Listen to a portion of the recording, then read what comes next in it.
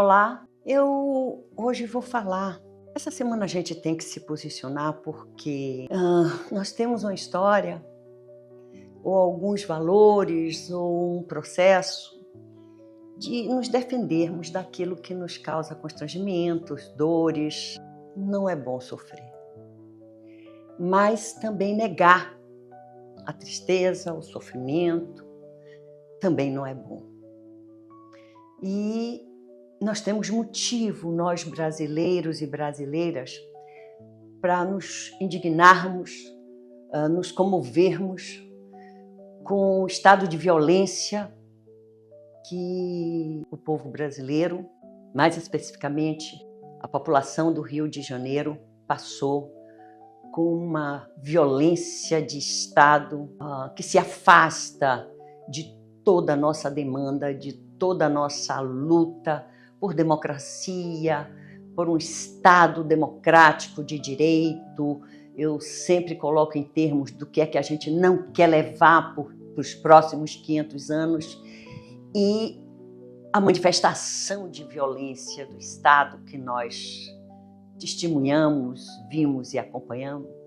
Primeira coisa que a gente deve ter é uma solidariedade imensa por aqueles que perderam seus entes, né? As dores públicas, porque é dor pública que deve ser observada, sentida, indignada. A gente tem que se indignar com essa dor pública causada por uma lógica onde se construiu historicamente bandido bom é bandido morto, mesmo quando não se sabe quem está matando. Se é bandido tem que passar por um processo de julgamento, de prisão, de ser julgado, de direito à defesa. Então, é assim que se constrói uma base mínima de ganhos civilizatórios. E a gente caminha para isso. Tem um Brasil que deseja fortemente isso, que luta a favor dessa perspectiva de valorização da vida, né? E não de vida de população pobre, negra, herdeiros não, que nascem de uma história de povos escravizados. Então a gente não pode, a gente tem o dever e a legitimidade de nos sentirmos em luto pela persistência ou pelos, espero que sejam, eventos de desespero de uma elite que só quer construir um país para os seus filhos, como disse o nosso grande Darcy Ribeiro no seu discurso quando veio do exílio sobre o óbvio. É uma elite política competente que constrói por séculos o gozo, a beleza e o prazer de seus filhos, do futuro para os seus herdeiros. Então, a gente não quer isso, não pode querer isso. Não há democracia com extermínio, né? Onde ainda se diz que bandido bom é bandido morto. E essa é uma herança que nos foi legada em 1604, quando se instaura aqui no Brasil colônia, poucos anos após a chegada do europeu aqui no Brasil, com as ordenações filipinas.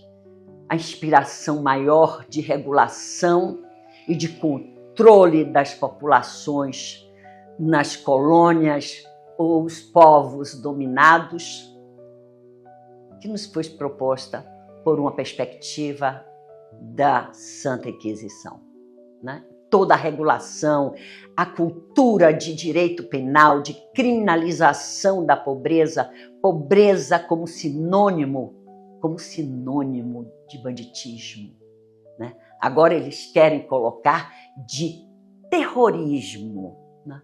Então, como uma forma de estender qualquer movimento de indignação, de legitimidade de demanda social, né? De povos que não se acomodam nunca, e aqui eu quero fazer um parênteses e recomendar quem assistir esse vídeo, ou que passe, ou que repasse, compartilhe, eu recomendo que assistam o filme Malês, A Revolta dos Malês, que nós vamos ver, a história esconde isso. Essa é uma história que se revela mais nos últimos 20, 30 anos, né? Estudiosos da escravidão revelam a força, a luta do povo escravizado, que aqui na Bahia, a cada 2, 3 anos, se rebelavam. E aqui em Salvador chegou entre 1800 a 1835, quando a luta e a revolta dos malês, a cada 2, 3 anos havia um massacre da população que lutava pela escravidão, que não suportavam, né? E não era simplesmente o povo pacífico, ordeiro, não, mas essa é a herança de quem luta, gosta, vive e morre pela liberdade, pela dignidade, pelo direito de existir, pela pulsão de vida digna. Então, essa herança identitária que convive com a outra identidade, como eu já disse, fiz citação do livro do Contar do Caligares, Hello, Brasil, a dimensão do colonizador, aquele que veio gozar a terra sem ter dito, até esgotá-la. Ou o colono, né, que precisa sempre estar simpático às camadas de cima, né? E que conformam, a gente poderia dizer assim, a grosso modo, uma classe média, né, que se identifica com os poderosos, que são amigos do rei. Então, essa herança a gente conhece há 500 anos, né? Esse extermínio, essa violência institucional, violência de Estado, que não aceita qualquer perspectiva de discussão, de mudança, não é de copiar outros exemplos, mas de ganhos, de reflexão, de estudos, de quem quer e pensa e deseja um outro Brasil, não como um sonho idealizado por estudiosos ou acadêmicos, mas que traduzem, que revelam, que legitimam, que se identificam com um Brasil de gente da terra, de indígenas, de mulheres negras, das lutas identitárias, que precisam ser amalgamadas por um Estado que respeita a vida, que observa o direito do sujeito se defender, de expressar as suas demandas. Então, eu sempre digo o seguinte: quando eu vejo pessoas, amigos, dizerem assim, eu estou triste porque eu tive meu celular roubado. Eu estou triste porque eu tinha expectativa de trocar o meu carro esse ano e não pude, não consegui. Eu estou muito chateada porque está fazendo o sol, eu ia viajar e não pude viajar. Então as pessoas se atribuem sentimentos de tristeza com a banalidade, com o transcorrer da vida. Mas eu acho que a tristeza, ela tem pertinência. É um sentimento pertinente quando a gente se identifica de uma forma ética com as dores públicas. Elas são nossas, elas têm que ser nossas, porque diz respeito a um coletivo, a uma terra, a um sujeito da terra que trabalha essa banalização de corpos sacrificados. Né? Foi com os indígenas assim, é com quem vive do trabalho. A gente não pode, é momento de luto, de indignação, do insuportável, do que precisa ser compartilhado, esclarecido. decodificado, eu gosto de dizer. A compreensão tem que ser mais funda e menos ingênua ou estúpida. Não foi comigo, eu me protejo, cada um que cuide de si. Não tem salvação, não tem resolução ética de respeito e valorização da vida. Quando a vida do outro ou dos outros não vale nada, a nossa também não vale nada.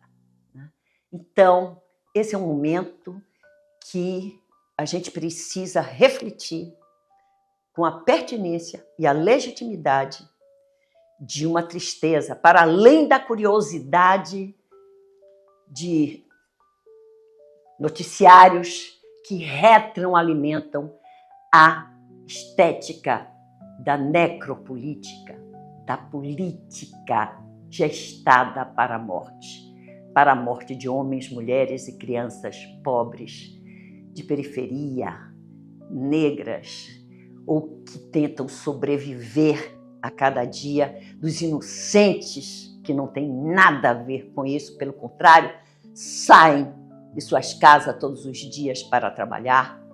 E se tem os bandidos, as facções, a milícia, não é negar isso. Isso é Estado dentro de um Estado que não chegou junto. Então, nós temos que entender, sim, a dimensão da violência, né? E a resposta institucional e de gestores que comparecem como heróis construídos nos seus atos de violência.